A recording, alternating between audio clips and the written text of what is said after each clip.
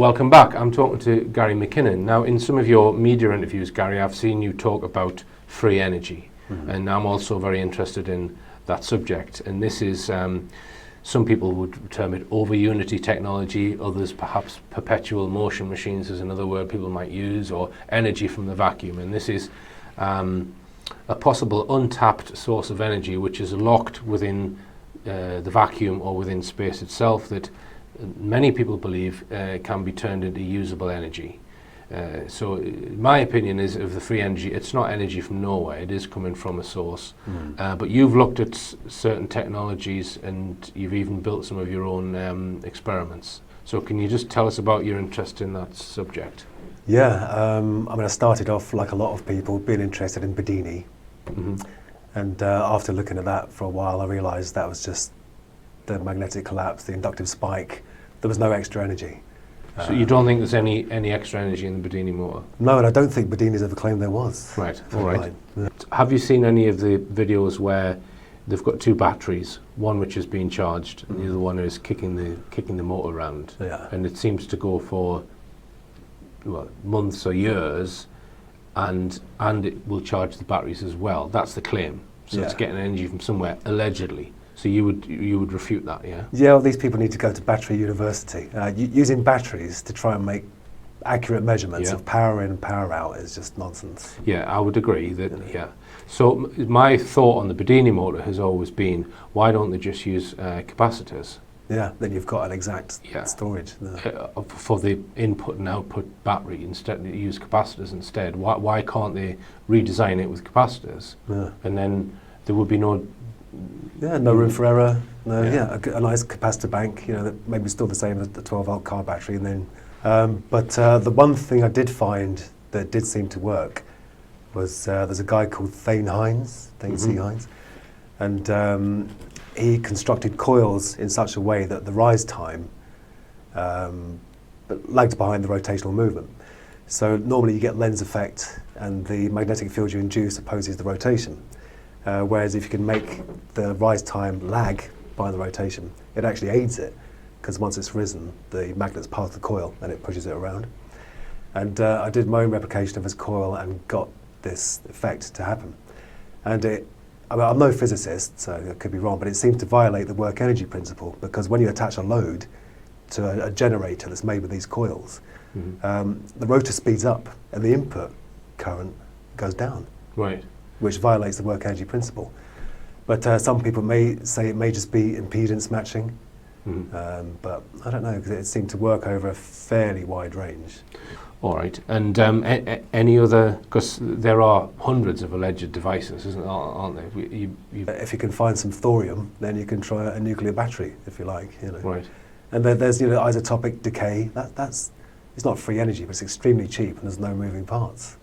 Right. And you can have one of those in every home, and if people don't mind sitting on a potential nuclear explosion. Right. So, and what would be the legal ramifications of building something like that? Do you know? Have you looked at that? Funny you should ask that, because I watched a video the other day about a guy who was 15 in America, and he scraped off all the radium and the old glow-in-the-dark alarm clocks, and he got the stuff out of smoke detectors, which is radioactive, and some other stuff. And he ended up having the EPA, the Environmental Protection Agency, tearing down his shed and storing it in radioactive lead buckets or whatever. So I think it turns out there's no law that forbids individuals from experimenting with it, or there wasn't then, but there are for corporations. But I wouldn't even experiment with HHO gas, let alone nuclear power. So I'll stick to my magnets and coils, thanks. Right. And what's your feeling on where the energy is stored and how the mechanism is coming from the vacuum, as they say? Have you looked at the physics side of it? Yeah, I mean, they do say, there are these virtual particles popping in and out of existence, and there is this, sea of negative energy. But I'm not a physicist. I'm not highly advanced in maths. So there's a lot of I'd like to understand, but can't unless I invest, 6 months getting my maths better. But even that wouldn't be free, because that is coming from somewhere. And for all we know, that could be affecting something somewhere else. Yeah. We could be taking something from someone that lives somewhere else for all we know. And if other dimensions exist, which there's no evidence of, you could be sucking something from another dimension, couldn't you? On a common sense level, magnets have a push, don't they? I mean, it looks like kinetic to us, you know. Yeah. And I think the reason they don't work in a normal setup is because of the balance. You know, they always cancel each other out. I think if you can find a clever way of introducing an imbalance to the magnets, like through new metal shielding or something, then you may be able to get rotation without any electrical input. Yeah. So do you think this principle has been mastered and secretized, and they've got it in the secret space program or in other programs? Well, I mean, the bottom line is I don't know. But if you look at, you know, Tom Bearden often quotes like Khrushchev and the Russians talking about their scalar electromagnetic weapons, and we know that the computing power the NSA had in the 60s was huge. So we may be being trickle-fed technology as it gets developed, and then they've got safe control of it. They've built the machines or the weapons or whatever, you know, they want to build from it, and then we get the trickle-down effect and all the consumer devices. Yeah. Now, one other thing that you've looked at, Gary, is images of Mars. So you've looked at Mars orbiters. I don't know if you've looked at lander images. Just tell us about that. Yeah, well, I believe they have landing probes there. I believe the rovers are on the surface of Mars. I haven't seen anything to make me think they're not. And unlike the lunar lander, you know, the batteries in the rovers can withstand the environment they're in. Yeah. And I've had a question answered on the batteries and how they're kept warm, because there's nuclear device powering them, or at least to keep the batteries warm. But I'm not 100% decided on what I said at the beginning there. I say 75% in the document that I've written, and it's there's a crinoid fossil. If they are on Mars, then there's a crinoid fossil there. But carry on. Well, also, if they are on Mars, then there's an oil pipeline there. I found a thing. We should have got the photos, shouldn't we? We can put them up afterwards. Oh, excellent. You can email. If you email me the photographs, I'll put them on as you're talking about them. So, an oil pipeline on Mars. Carry on. Well, hopefully it's not an oil pipeline. I hope they're not there already. My God, BP.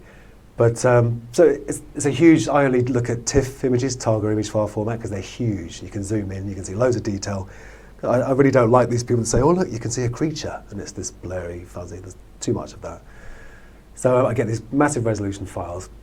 I pour over every centimetre, you know, and I zoomed into this thing, and it was a perfect cylinder.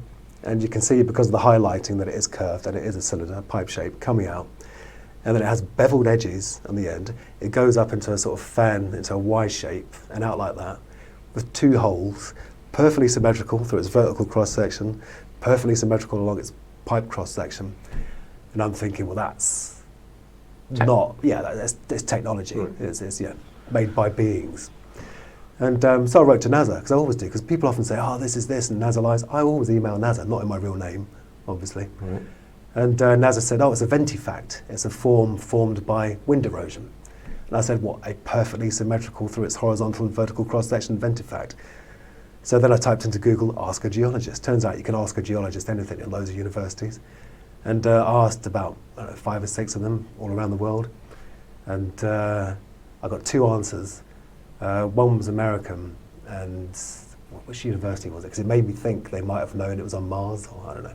Or maybe my email's on a list, you know, don't answer this guy's questions. And he said, "Oh, well, it could be a ventifact, you know, but we just don't know." Right. So was this a Mars orbiter image? Or no, this is a rover. This is a rover image. Yeah. Right, okay. Interesting. Well, I'm not aware of the image you're talking about, but we can put that on the screen, and I'll certainly study it. I know that Andrew Johnson has pointed out various anomalies in the orbiter images. One that he thinks is some sort of dome within a crater that he thinks is, or suggests is man-made. There's a few of them. Or not natural. Yeah. There's a huge golf ball dome in one of them. And there's one, I mean, the surface of Mars is incredible anyway. It's so alien looking, you know, assuming these are real pictures of Mars, which I do. I don't poo-poo the idea that maybe there are orbiters around Mars. I